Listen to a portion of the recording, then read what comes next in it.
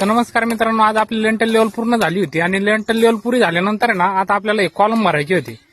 तर कॉलम भरताना आता आपण राहुल मिस्त्री विचारू का नेमकं आपण कुठली काळजी घेतली पाहिजे प्रथम म्हणजे. तर राहुल मिस्त्री नमस्कार. नमस्कार. राहुल मिस्त्री, आता हे तुमचं बांधकाम पूर्ण झालं. आता हे पूर्ण झाल्यानंतर आता तुम्ही नेमकं आता कॉलम भरल्याच्या वेळेस कुठली काळजी घेणार आहात?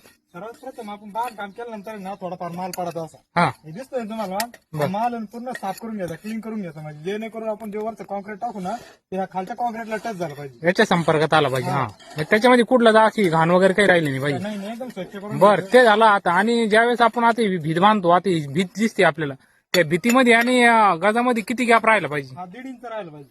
1.5 इंच आपलं कॉन्क्रीट आलं पाहिजे त्याच्यामध्ये. हा, दोन्ही बाजूला. बरं ठीक आहे. तर आता हा कॉलम कितीचा आहे? हा 18चा कॉलम. तर 18चा आहे. तर आता 18चा भरतो का? हा मग नक्की पहिले आपण दुट्टे चेक करून घेतो ना, ज्यावेळेस आपण बांधकाम फिरतो ना त्यावेळेस आहे ना असे दुट्टे चेक करून बरं, दाखवा बरं आता आम्हाला किती. हा, राईट 18 इंच. एक मिनिट थांब, मला पाहू दे. हा, राईट 18 इंचाचा. तर मग आता सगळ्यात पहिलं मेन कोणतं आपल्याला लक्षात घ्यावं लागेल, काळजी कुठली घ्यावं लागेल? हे ना एकदम असं सरळ हे बांधकाम दाखवायला एकदम असं सरळ वळंबत करायचं, जेणेकरून कॉलम हा कमी जास्त नाही झाला पाहिजे. बरं, म्हणजे त्याचं लेंथ कमी जास्त झालं तर आपल्याला म्हणजे त्याचा लोड घेण्यावर किंवा याच्यावर काही परिणाम होऊ शकतो. हो नक्कीच.